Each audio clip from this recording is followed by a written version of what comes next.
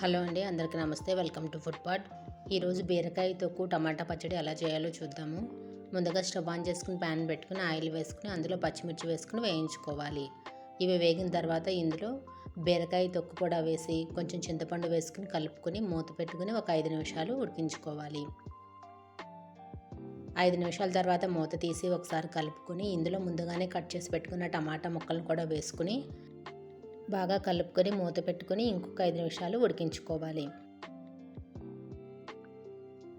ఇప్పుడు మూత తీసుకుని ఒకసారి బాగా కలుపుకొని స్టవ్ ఆఫ్ చేసుకోవాలి.